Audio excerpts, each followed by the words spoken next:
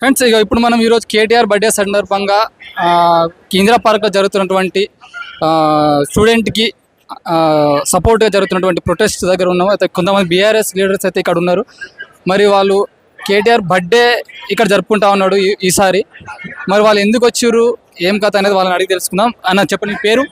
నా పేరు చంద్రశేఖర్ రెడ్డి. మా ఎల్బినా నియోజకవర్గం నుంచి వచ్చాము. ఈరోజు మా గౌరవ కేటీఆర్ గారి ఆధ్వర్యంలో ఈరోజు మన యువకులకు అందరికీ కూడా నిరుద్యోగులందరూ సపోర్ట్ తెలియడానికి ఈరోజు మా మొత్తం ఎలిమినార్ కాన్స్టిట్యూన్సీలోని యువకులందరూ కూడా ఇక్కడ రావడం, నాయకులందరూ కూడా రావడం జరిగింది. ముఖ్యంగా మోడీ గారు ఈరోజు యువతల పట్ల చాలా నిన్న జరిగిన జనతా మంత్రం చూస్తేనే చాలా బాధ అనిపించింది. యువకులకు ఎలాంటి ఉద్యోగాలు ఇవ్వకపోగా ప్లస్ వాళ్ళకి వాళ్ళకి రావాల్సిన హక్కులని తొక్కేసి ఈరోజు ఈ ప్రజలకు యువకులకు అందరి బలిదానాలు జరుగుతూ కూడా ఈరోజు విద్యాశాఖ మంత్రి రాజీనామా చేయలేని పరిస్థితుల్లో సెంట్రల్ గవర్నమెంట్ బేటీ బచావో బేటీ పడావో అనే మోడీ నినాదంతో ఈరోజు ఏం జరుగుతుందని చూస్తున్నాం. అమాయకమైన అమ్మాయిలను కూడా ఈరోజు జంతర్ మంతర్ దగ్గర పాపం బూట్కాలతో పోలీసులు తనడం నేను చూసి చాలా బాధ అనిపించింది. యువకుల పట్ల ఈరోజు అక్కడ సెంట్రల్లో మోడీ గారు కానీ ఈ రోజు వరకు గతంలో వాళ్ళు ప్రతిపక్షంలో ఉన్నప్పుడు కాంగ్రెస్ గవర్నమెంట్ ఉన్నప్పుడు మాత్రం ఎటువంటి చిన్న తరపు జరిగినా ఖచ్చితంగా మంత్రి రాజీనామా చేయాలని వాళ్ళే నినాదం ఇచ్చారు. ఈ రోజు వాళ్ళు మాత్రం ఎన్ని సంఘటనలు జరుగుతున్నా కూడా వాళ్ళు చూస్తూ ఏదో సంతోషపడుతున్నారు తప్ప వాళ్ళ మంత్రి మాత్రం రాజీనామా చేయట్లేదు. మన రాష్ట్రంలో ఉద్యోగాల పరిస్థితి ఏంది ఇప్పుడు? మన రాష్ట్రంలో సెంట్రల్ రాష్ట్రం సేమ్ అదే పరిస్థితి ఉంది. ఈరోజు ఎడ్యుకేషన్ మినిస్టర్ ఈరోజు ఉన్న మన ముఖ్యమంత్రి ఎడ్యుకేషన్ మినిస్టర్గా ఉన్నాడు. ఇలా ఇప్పటి వరకు కూడా ఎలాంటి నోటిఫికేషన్ ఈరోజు 2 లక్షల ఉద్యోగాలు మొదటి సంవత్సరంలోనే ఇస్తామని చెప్పి రేవంత్ రెడ్డి హామీ ఇవ్వడం జరిగింది.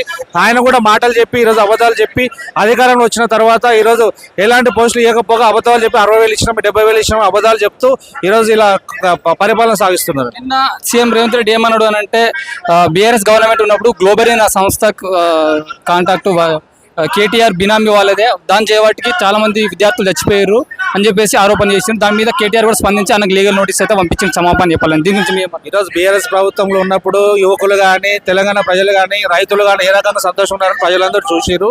కొన్ని చిన్న మిస్టేక్లతోన కొన్ని దానివల్ల ప్రభుత్వం పోయింది. కానీ ఈరోజు రేవంత్ రెడ్డి మాత్రం ఎన్నో అబద్ధాలు చెప్పి యువకులను రెచ్చగొట్టి కేసీఆర్ జాబ్ పోతే మీ అందరు జాబులు వస్తాయని ఒక నినాదంతోనే ఈరోజు ఆయన గద్దెనెక్కడం జరిగింది. కానీ ఈరోజు గద్దెనెక్కిన తర్వాత ఇదే నిరుద్యోగులని రోడ్డు మీద పడేసి వాళ్ళు కనీసం అపాయింట్మెంట్ ఇవ్వకుండా కూడా ఈరోజు ఎడ్యుకేషన్ మినిస్టర్ ఉన్నాడు, ఆయన రాజీనామా చేయాలి. ముందుగా రేవంత్ రెడ్డి అన్ని విధాలా అనర్హుడు.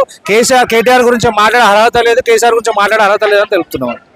ఇప్పుడు వచ్చే ఎలక్షన్స్ లో ఇక్కడ బీఆర్ఎస్ వస్తాను మీరు అనుకుంటున్నారా, లేకపోతే కాంగ్రెస్ మళ్ళీ? 100% బీఆర్ఎస్ పార్టీ ఇప్పుడు ఎలక్షన్లు పెట్టినా కూడా బీఆర్ఎస్ పార్టీ వస్తుంది. సింపుల్ ఎగ్జాంపుల్ మీకు చెప్తున్నానండి, జిహెచ్ఎం సెలక్షన్స్ ఉన్నాయి. ఫిబ్రవరిలోనే వాళ్ళ టర్మ్ అయిపోయింది. ఇప్పటికీ జిహెచ్ఎం సెలక్షన్ నోటిఫికేషన్ రాలేదంటే దాన్ని బట్టి మీరు అర్థం చేసుకోండి. ఎలక్షన్ పెట్టే దమ్ము ధైర్యం ఈ రేవంత్ రెడ్డికి లేదు. ఎలక్షన్ పోయే అర్హత అతనికి ఎలక్షన్ ప్రజల మధ్యలో పోయే శక్తి కూడా వాళ్ళకి లేదు. కాబట్టి ఈరోజు ఎలక్షన్ పోవడం లేదు. 2030 వరకు కూడా నేనే సీఎం అయితే ఇక్కడ కాంగ్రెస్ అధికారంలో ఉంటుంది మాట్లాడతాం. నోరు తెరిస్తే అబద్ధాలు. రేవంత్ రెడ్డి అబద్ధాలతోనే పైకి వచ్చిండు. ఈ రోజు కూడా మంత్రి కాలేదు, డైరెక్ట్ ఏదో అంటారు కొబ్బరి చిప్ప కోతికి ఇచ్చినట్టు ఈరోజు అధికారంలో చినుకం తీసుకుపోయి సినిమాల మీద కూర్చోబెట్టిన పరిస్థితి ఉంది. తెలంగాణ ప్రజలు ప్రతి ఒక్కరు కూడా ఏ ఒక్క వర్గం కూడా హ్యాపీగా లేదు. రేవంత్ రెడ్డి పట్ల ప్రతి ఒక్కరు అసహనంతో ఉన్నారు. ఎలక్షన్లు ఎప్పుడు పెట్టినా బీఆర్ఎస్ పార్టీ ఖచ్చితంగా భారీ మెజార్టీతోనో భారీ సీట్లతోనో గెలుస్తుంది. ఇప్పుడు మీరు అనుకున్నట్టుగా అంటే మాజీ సీఎం కేసీఆర్ బయటికి రాకుండా ఏదో 2-3 సందర్భాలు వచ్చి అది కూడా బహిరంగ సభలు పెట్టి మళ్ళీ ఫామ్ హౌస్కే పోతా ఉన్నాడు కదా, మరి ఆయన ఎందుకు బయటికి వస్తలేడు? ఎందుకు ఇప్పుడు కాంగ్రెస్కి వ్యతిరేకంగా కాంగ్రెస్ చేస్తున్నటువంటి అరాచకాల మీద ఎందుకు స్పందిస్తలేరు అన్న? ఇప్పుడు ఒకటి, కేసీఆర్ గారు ఆరోగ్య పరిస్థితి, ఆయన వయసు రీత్యా ఆయన ఇప్పుడు అతను ఆ సందర్భం బట్టి ఖచ్చితంగా ప్రజల మధ్యకు రావడం జరుగుతుంది. ఎక్కడ అవసరం ఉందో ఖచ్చితంగా కేసీఆర్ గారు వస్తున్నారు. ఆయన ఆరోగ్య పరిస్థితుల దృష్ట్యా కూడా కొంచెం పార్టీ చూడాలి. కాబట్టి ఆయన అవసరం లేదన్న, మా కేసీఆర్ దాకా అవసరం ఎందుకు? కేటీఆర్ గారిని తట్టుకునే శక్తి ఉందా ఆయనకి? మా హరీష్ రావు గారిని తట్టుకునే శక్తి ఉందా? దమ్ముంటే కేసీఆర్ గారు ఒక 15 నిమిషాలు ఏదైనా సబ్జెక్టు కూర్చొని మాట్లాడమని చెప్పండి. ఎంతసేపు నేను ఏదైనా స్పీచ్ ఇచ్చినంతసేపు కూడా నేను పేగలు మెడల్ వేసుకుంటా, వంగబెట్టి తొక్కుతా, గుద్దుతా ఇదే మాటలు తప్ప ఈ రోజు వరకు ఒక సబ్జెక్ట్ మాట్లాడింది ఒకటి చూపించండి సార్ ఏదైనా సభలో. కేసీఆర్ దాకా అవసరం లేదు. మా కేటీఆర్ అని తట్టుకునే శక్తి ఉందా ఆయనకి? కేసీఆర్ గారు ఏ టైంలో రావాలో ఎప్పుడు రావాలో అన్నీ ఆయన చూస్తూనే ఉన్నారు. ఖచ్చితంగా ఎప్పుడు రావాలో మీ అవినీతిని అంతా బయట పెడతారు. మళ్ళీ అధికార పార్టీలో రాగానే ముందు మళ్ళీ బొక్కలేసిన తోమే పరిస్థితి కూడా ఖచ్చితంగా ఉంటుంది. ఇప్పుడు వచ్చే నెక్స్ట్ ఎలక్షన్స్లో ఒకవేళ బీఆర్ఎస్ గెలిస్తే ముఖ్యమంత్రి కేటీఆర్ అయినా? ముందుగా మన కేసీఆర్ గారే ముఖ్యమంత్రి అన్న. తర్వాత పరిస్థితులు బట్టి అన్ని విధాల అర్హుడు మా కేటీఆర్ గారు ముఖ్యమంత్రిగా కూడా ఖచ్చితంగా మేము కూడా కేటీఆర్ గారు ముఖ్యమంత్రి కావాలని మనస్ఫూర్తిగా కోరుకుంటాం. ఎందుకంటే యువకులకు ఆదర్శము, అతనికి అన్ని ఏదో ఈరోజు హైదరాబాద్ డెవలప్మెంట్ కూడా మనం చూస్తున్నాము.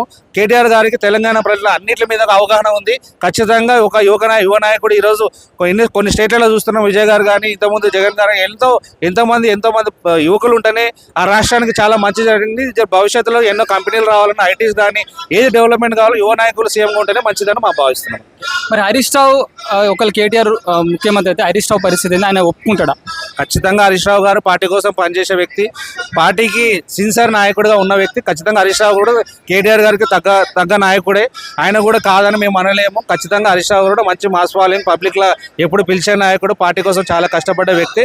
వాళ్ళ అవగాహన, వాళ్ళ కుటుంబంలో ఏం జరుగుతుందో వాళ్ళు ఏం మాట్లాడినా కూడా మేము పార్టీ కార్యకర్తగా ఏదైనా మేము యాక్సెప్ట్ చేస్తామన్న. ఎవరైనా మాకు సంతోషమే అన్న. ఇప్పుడు మొన్ననే రేవంత్ రెడ్డి ఏమన్నాడంటే హరీష్ రావు బీజేపీ వాళ్ళతోటి మంతనాలు చేస్తా ఉన్నాడు, వాళ్ళతో చర్చలు జరుగుతాయని చెప్పేసి దీని మీద హరీష్ రావు కూడా స్పందించి కొట్టిపడేసారు. కానీ మీరేమంటారు? ఇప్పటికి 100 సార్లు 1000 సార్లు వస్తున్నాయి. ప్రతి ఇయర్ బీఆర్ఎస్ పార్టీ గవర్నమెంట్ ఉన్నప్పుడు కూడా వచ్చింది. కాంగ్రెస్లో పోతాడంట, బీజేపీలో పోతాడు. హరీష్ రావు గారు ఎన్నిసార్లు అయినా ఒకటే స్టేట్మెంట్, నేను నా పుట్టుక బీఆర్ఎస్లోనే, నా చావు కూడా బీఆర్ఎస్ పార్టీలోనే. కళాఖండిగా ఎన్నోసార్లు ఎన్ని మీటింగ్లు జరిగినాయి ఇదే ఓపెన్గా చెప్పింది. అయినా పబ్లిక్లో ఏంటంటే ప్రతిపక్షాలు ఏంటంటే ఎంతసేపు పార్టీలో చీలికలు తీసుకురావాలి, కేటీఆర్ హరీష్ రావు చీలికలు తీసుకొచ్చి ఏదో లాభం పొందామని చూస్తున్నారు. కానీ అది ఎప్పటికీ జరగదు. హరీష్ రావు గారికి క్యారెక్టర్ ఏంటంటే తెలంగాణ ప్రజలందరూ తెలుసు.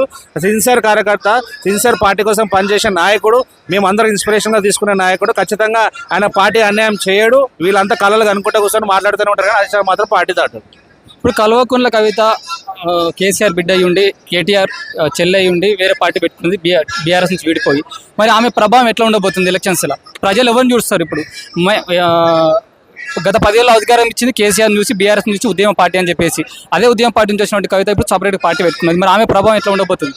సరే, ఇప్పుడు కవిత గారు అనేది అయినా కేసీఆర్ గారు ఒక కూతురు లాగానే చూస్తాం తప్ప, ఈరోజు అదే కవిత గారు ఈరోజు తండ్రి గురించి, కేటీఆర్ గురించి, హరీష్ రావు గురించి మాట్లాడి పార్టీని ఇంకా నష్టపరిచే విధంగా ఆమె బయటికి పోయి ఒక పార్టీ పెట్టుకోవడానికి, అదే మన బీఆర్ఎస్ పార్టీని తిట్టడంతోనే తెలంగాణ ప్రజలు కానీ బీఆర్ఎస్ పార్టీ ప్రజలందరూ కూడా ఆమె మనస్తత్వం ఏదైనా మా అందరూ తెలుసు. కేసీఆర్తోనే మా బీఆర్ఎస్ పార్టీ ఉన్నంత వరకు ఆమెకి రెస్పెక్ట్ ఇచ్చాము, గౌరవం ఇచ్చినాము.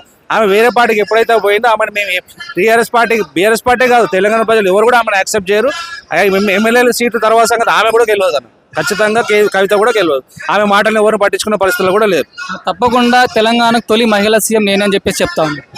ఇగో ఇవన్నీ మస్తు చూసినాం అన్న. రోడ్డు మీద పెట్టాడు సీఎం అయితే, ఎమ్మెల్యే అవుతాడు, సీఎం అయితే అంటాడు. అవన్నీ వేస్ట్ ముచ్చట్లు. కవిత కళలు కనుకుంటే ఒకసారి ఆమె గెలవడమే తక్కువ, ఎమ్మెల్యేగా ఆమె గెలుస్తూనే ఎక్కువ. ఆమె ఏందనేది ప్రజలందరూ అబ్జర్వ్ చేస్తున్నారు.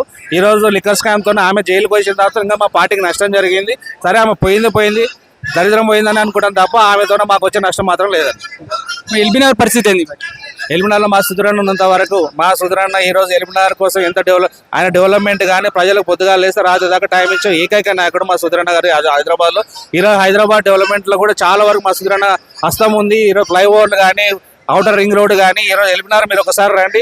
ఎల్బీనగర్ ట్రాఫిక్ లేకుండా కానీ, ట్రాఫిక్ ఫ్రీ కానీ, ఎల్బీనగర్ డెవలప్మెంట్ విషయంలో కూడా ఏదంటే మా ఎమ్మెల్యే గారు ఎప్పటికైనా నెక్స్ట్ ఖచ్చితంగా మంత్రి కావాలని మనస్ఫూర్తిగా కోరుకుంటున్నాం. ఖచ్చితంగా కేసీఆర్ గారి హయాంలో వచ్చే గవర్నమెంట్ ఖచ్చితంగా మా ఎమ్మెల్యే గారు సుధీరన్న కొడుకు మంత్రి స్థాయిలో. హైదరాబాద్లో మొత్తం తెలంగాణ మొత్తం చూసుకుంటే హైదరాబాద్లో ఎక్కువ స్థానాలు గెలిచింది బీఆర్ఎస్. మరి వచ్చే నెక్స్ట్ ఎలక్షన్స్లో ఎట్లా ఉండబోతుంది? 100% మళ్ళీ బై ఎలక్షన్స్లో మాత్రం కాంగ్రెస్ వచ్చింది. బై ఎలక్షన్ అంటే ఇప్పుడు అధికార పార్టీ ఉన్నది. ఇప్పుడు మా గోపీనాథ్ గారు చనిపోవడంతో ఒక వాక్యం ఏర్పడ్డది. అధికార పార్టీ మంత్రులందరూ, సీఎం అందరూ దగ్గరుండి నిలబడి ఆ రోజు కొన్ని ఇబ్బందులు సృష్టించి బీఆర్ఎస్ పార్టీ నాయకుల కార్యకర్తలు సృష్టించి గెలవడం జరిగింది తప్ప మళ్ళీ ఇది ఇప్పుడు దాకా ఎమ్మెల్యే ఎలక్షన్ దాకా అనవసరం అన్న. ఖచ్చితంగా ఇప్పుడు ఈ జిహెచ్ఎంసీ ఎలక్షన్ పెట్టి చూడమని చెప్పండి. ఎన్ని సీట్లు, 3కు 3 మేయర్ సీట్లు బీఆర్ఎస్ పార్టీ కొట్టుకుంటుంది. Thank you.